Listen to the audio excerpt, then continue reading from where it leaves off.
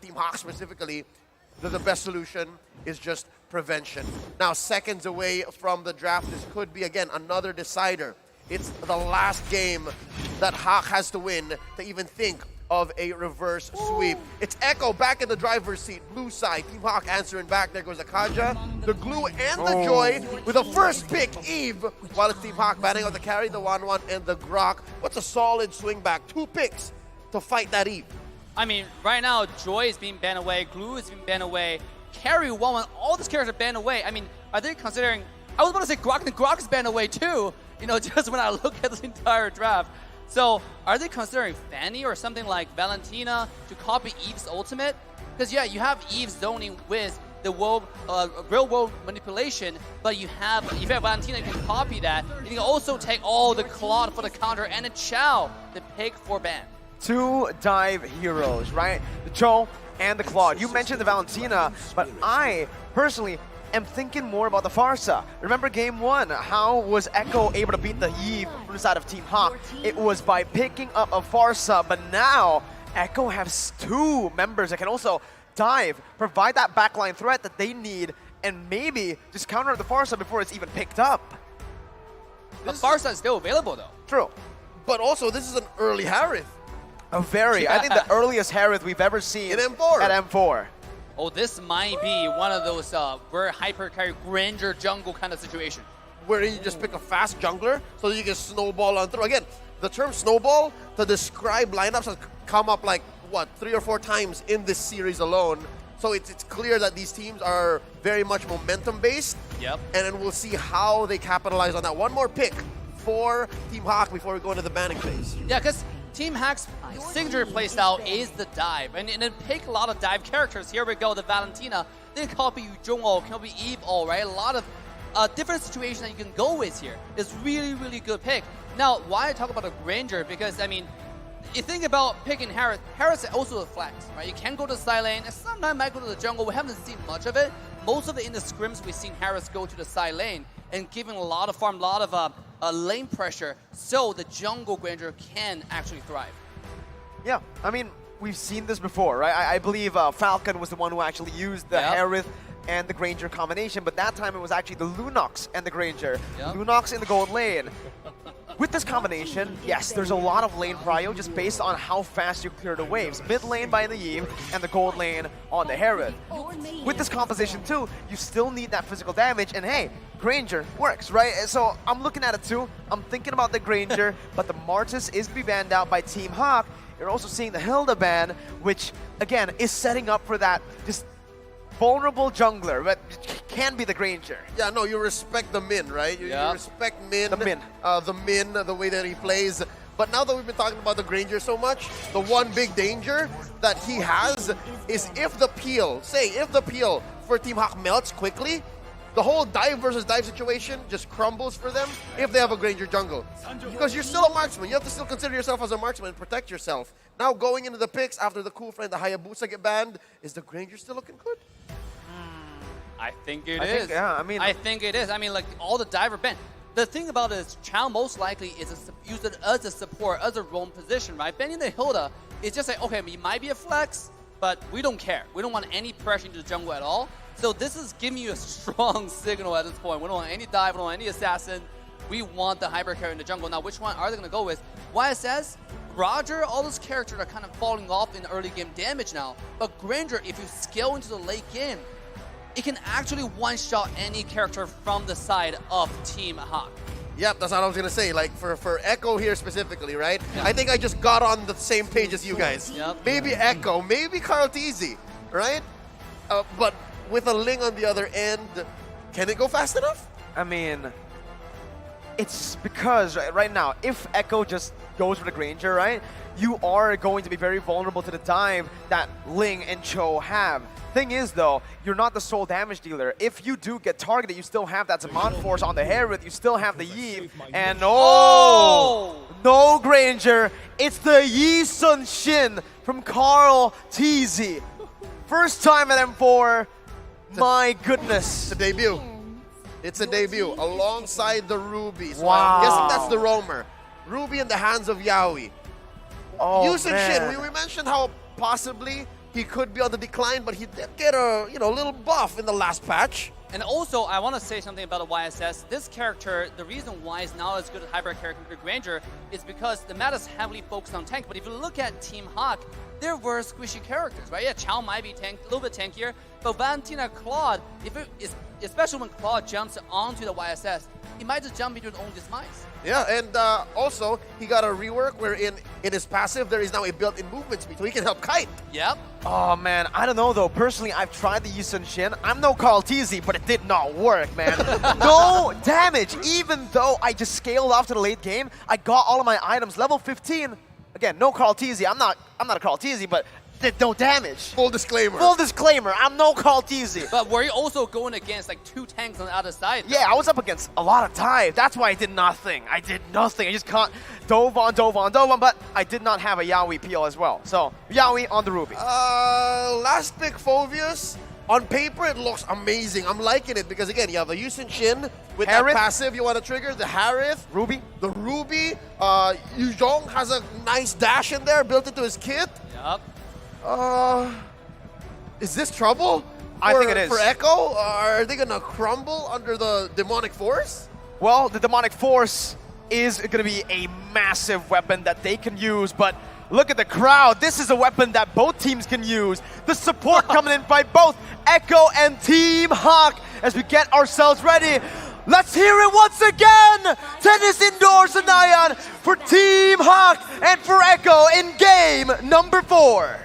As both sides now walking into the game, both teams are trying to get as much vision as they can. They both play really aggressive. Look at Min, looking for vision immediately. And by the way, that's a sexy Ruby skin right there. Yep, I wonder what it is. The Aspirant skin, released a month ago, and you just gotta grab it. I think the timer's running out on that. Go get it. Now, look at this aggressive move by Min. Checking in. Can he get trapped in by Yaoi and Sanji? Uh-oh, it's also a lane swap. Once again, the Malaysian swap here. As Min jumps in, is able to actually buy some time here, flickers out to safety. Wow, I mean, already really aggressive. It's Min. You know, yes, he's getting cornered by 3 people, but remember, it's Min, right? He's unkillable.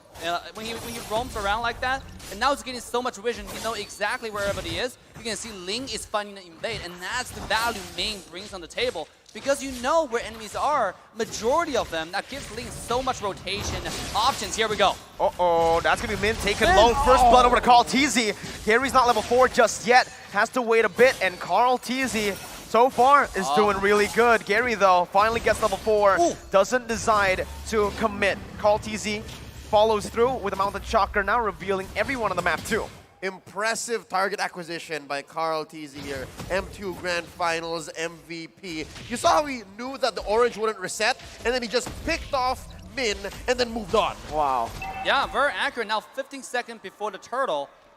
Min is level 3. We have about 3 level 3s right here, actually, from the side of HAQ. And you have more, I think, the same thing, about 3 level 3s from the side of Echo. It's a completely even game so far. Now, with the late game scaling like YSS, this is looking good, actually, to the favor of Echo. It's just, again, right? Team HAQ were trying their best to invade an enemy team, but it actually just gives Echo a bit of an edge, because now Carl Teasy, he got a first blood. Sanford as well on that winning lane, able to get to the turtle side first. The mid control is fully controlled by Echo. And this is where you start to question, is this Yusun Shin going to actually snowball? Is this going to change the landscape of our metagame? But again, it's been, what, 2 minutes and a half? 2 minutes and a half, we can't say exactly that Yusun Shin is the new hotness again. Not yet. Some people like the meta, somebody don't, but to me, the meta is just versatile, right? I agree. Is it going to change? We don't know, because everything is possible. Like, you can have hyper carry jungle, or you can go to the goal lane. Here we go on the top side, Sanford. Lola going to be able to bring him back now. The Demonic Force is ready, and that's going to be a knockout by the Tempest of Blades. Good kill over to Gary. Lola just funnels it back onto Gary for more damage so that he can actually dive in towards the Yusun Shin later. And just as Min has done throughout all games in this series, he's doing so much. He's moving around. You never really know where that show is. And I think that's what makes these 2-man engages from Team HAQ so scary, because you're never sure if the Cho is around. You're never sure if Min is around. And look at that. Quickly making work. they converted from that 1 kill on Sanford into a turret. 3 minutes in, by the way.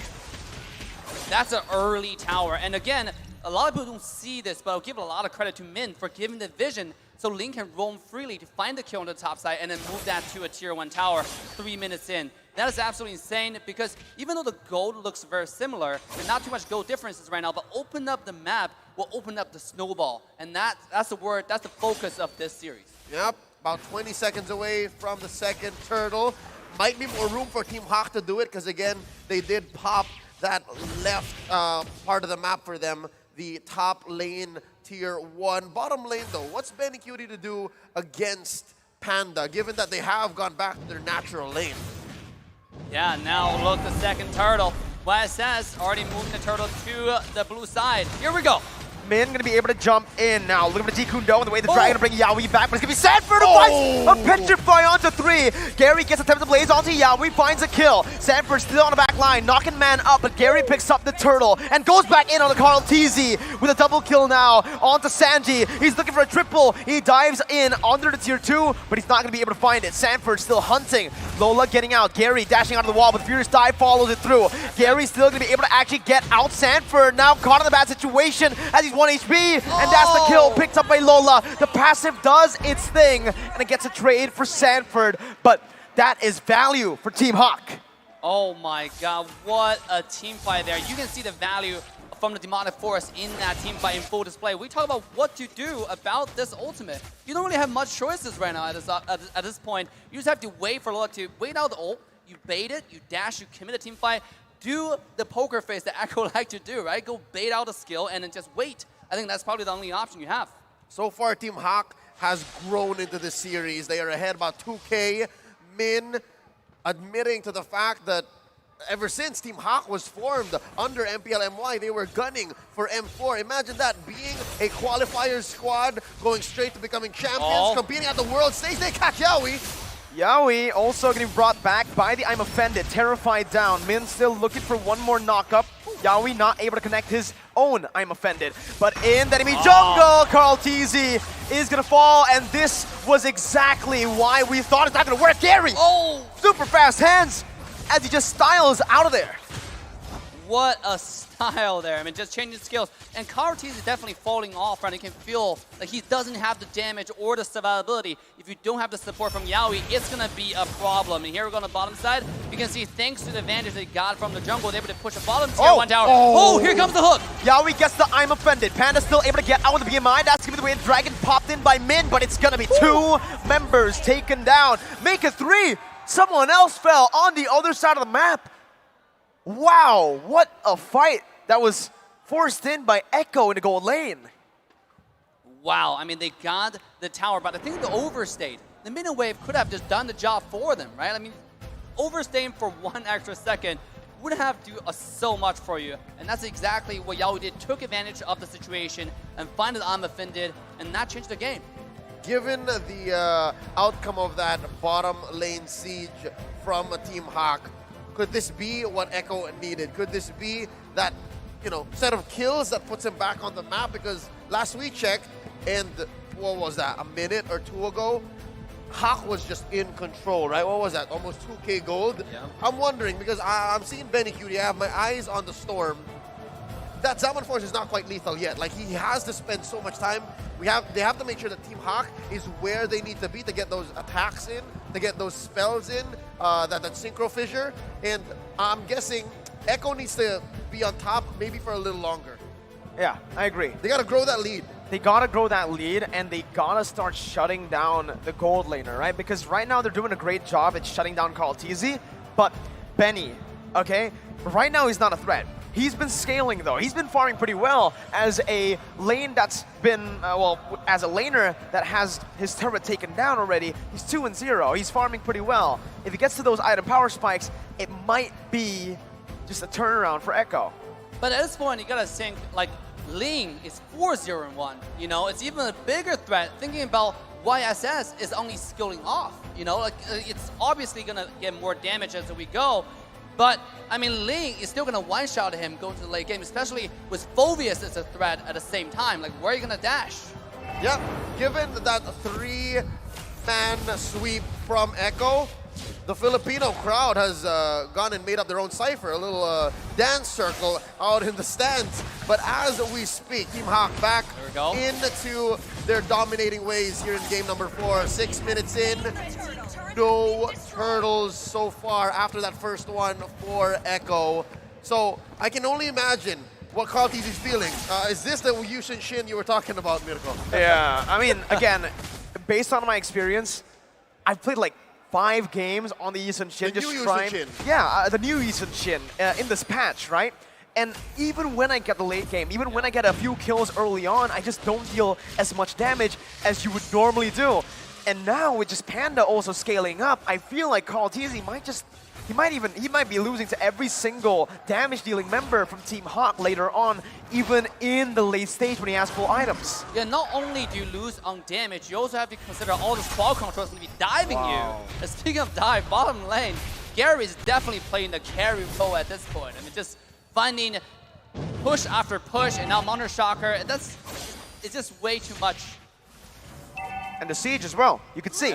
Every tower. Yep, HAQ still in control, now 3K ahead, almost 8 minutes in. Let's check out the items, exactly what is Benny Cutie building up towards. Because, again, this is the one point I think that Echo is ahead on, right? That gold lane matchup. 5,700 gold compared to the Claude, which is still standing at 5,500. Honestly, looking at it right now. Look at the Ling, though. Yeah, the Ling. 3.5K ahead. 3.5K go ahead. And look at the itemization, right? He went for the Berserker's Fury into the Windtalker, and now, if he gets that Endless Battle, man, Echo is going to have a hard time, even if they have Yaoi to peel. That's so much damage, and even true damage coming off the Endless Battle. Yeah, this is only going to be scary and scary as Team HAQ continue to extend a control in the game. 12 seconds before Lord. The thing about the Ruby pick is, Ruby's early game is really not that strong. They're not too much CCs, they're not too much damage, and you can't really check vision because it's not that tanky either. So you can see now Ruby, unless he lands that hook, he's not going to be a primary tank. If you match that with Cartesi, who's also squishy, speaking of squishy, here comes Team HAQ. Uh-oh, that's going to be the Demonic Force on towards Sanford, who pops into Black Dragon form. Min, so trying to disrupt, that's the I'm Offended, only connecting onto Min right now as he's going to be melted down, but that's going to be Sanford picking up the kill onto Panda. Man, able to trade that back as Lola still caught in the midst. Demonic Force buying a little bit of time before he gets bursted down by Benny. Killing Streak popped in, that's a 2-for-1, but Team HAQ find Lord. Team HAQ won that trade, I believe it was worth it. A little too messy, but Echo are finding what they need to find on the map to eventually get back into this game, shrinking that huge gold lead. It's a astronomical lead that Team HAQ has, especially on the team members that matter. But so far, I just noticed now, man, almost 10 minutes in, Echo only pushed 1 turret. Yeah, again, it's all about map control, right? In the first 3 minutes, we saw not too much goal differences, but because the first tower got taken down, that quickly snowballed into bottom tier 1, the top tier 2. Now with Lore coming in, even though the Team HAQ lost 2 people, Team Echo couldn't push a singular tower. Now the mid-tier one's gonna take him down because of all the crashing coming to the jungle. Oh, Carl TZ is gonna be assassinated there. Man, 1 HP, Sanji finds the damage, but Gary's gonna be able to actually get out. Lola now under the turret, jumps into the Demonic Force, not able to find Yaoi, jumps in once again. Gary finds the kill, Panda jumps in with the flicker too, but it's not enough. Benny and Sanji get out. It is a tier 1 turret taken down by Team HAQ as Gary looks to try to look for the base turret now. Sanji coming in, that's the base turret passive, and Gary needs to back away. Tier 2 now in the mid lane, gonna be targeted down and sieged down by Team HAQ. That's a clean capitalization by Team HAQ of that small win. Again, 3 for 3 across the board. I'm feeling the problems with the Yushin Shin now. Again, you have the Yushin Shin, you have the Harith. They both need to hit their opponents for an extended period of time. Yeah. They're pure DPS, so the box that Sanji's setting up doesn't seem like it's enough. Yeah, and also they need to scale. But if you think about how much pressure Chao is giving on the map, it's not allowing them to scale, right? Ling is able to split push, find more tower, proc the high ground, the high ground tower's passive as well. I mean, this is too much pressure from all over the map from Team HAQ, and it seems like the draft that Echo has is not paying them any dividends. I agree. I was one of the first downers towards the Yushin Shin, right? The damage, even towards the late game, based on my experience, isn't enough to really become that hyper carry. I was willing to give it the benefit of the doubt, given that it was a nice way to kind of, stop the whole Valentina situation. It's a DPS hero that, yes, it does provide vision, but it's not a game changer when it comes down to a team fight. But yeah, again, it might have been a concept that needed more time in the oven, might have needed more reps, but we'll see if there is a comeback, because it's not over quite yet. There's still inhibitors standing for Echo. Yeah, and here we go. Gary split pushing again. And he's not pushing that much. He's not completely shoving the wave. He gives the wave a gentle tap, and this allows the wave to accumulate. And then Ling, thanks to the mobility, is able to roam to the Lord almost immediately. So now, again, Team HAQ has control over the map going to the Lord fight.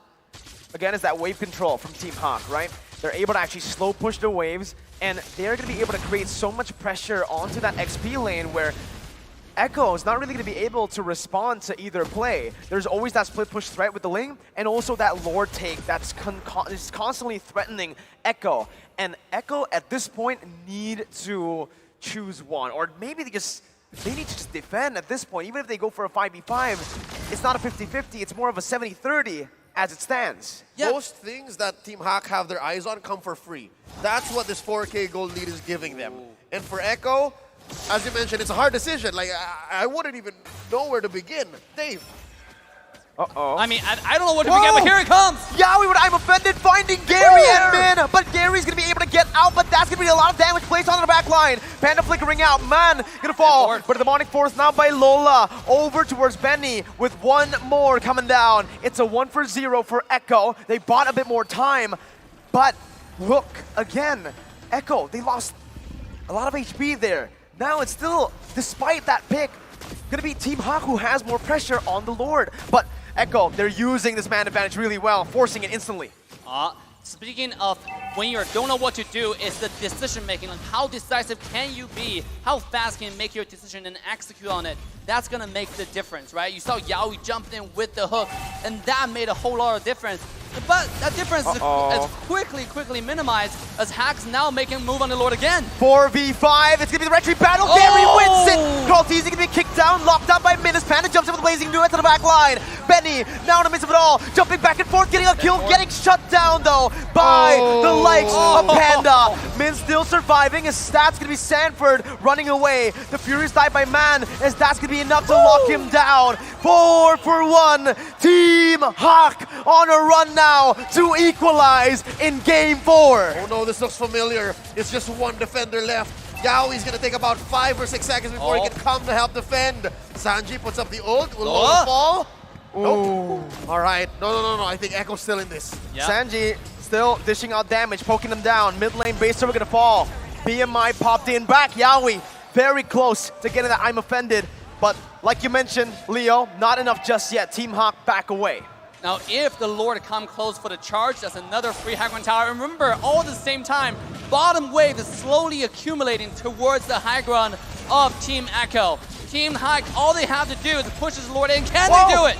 Benny QT finds a massive pick, and that's 2 on the board. Benny is 8-1. He is single-handedly stopping the end from Team HAQ. Is this the key to victory? At this point, it's all on Benny. Can you find the crucial kills onto Panda, onto Gary, because only him has the damage to do it. Carlteasy is still not there yet. He's level 15. This is a miracle. This is your situation. Can you find the damage? Now, the good thing about YSS is also the ultimate. The Mountain Shocker gives you so much vision, which allows you to know, okay, is the Ling split pushing?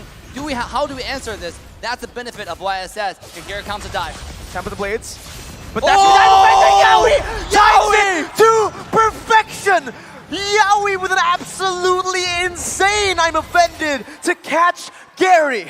Ruby is one of the natural predators of most assassin junglers that have high mobility. And right here, we're seeing the rubber band effect. They're shrinking that gold lead. Now at 2K, they're going to make a play here in the jungle, trying to go for that main artery, that mid lane tier 1.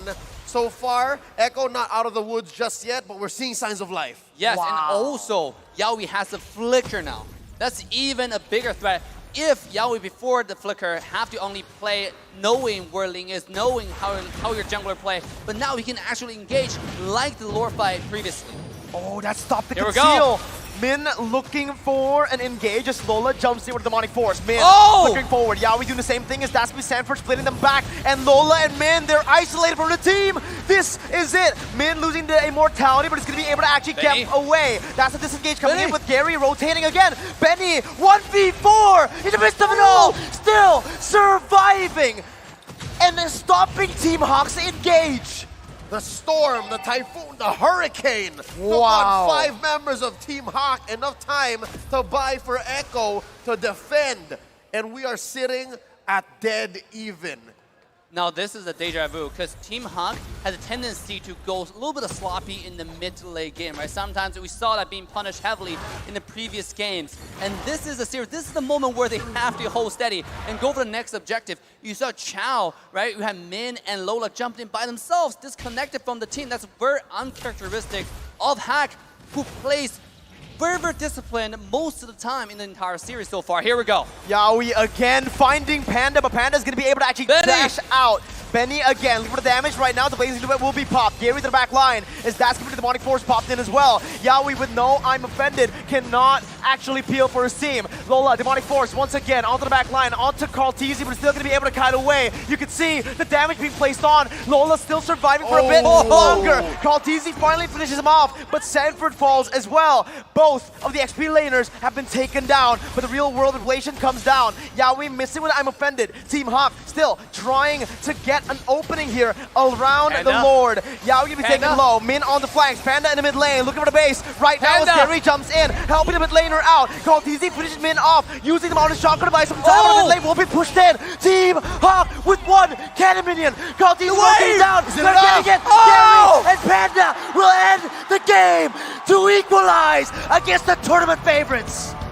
A taste of their own medicine. Echo loses game 4 at the brink of a reverse sweep via a backdoor split push play by Team HAQ. Oh my god, what a play. The Echo style onto their own base.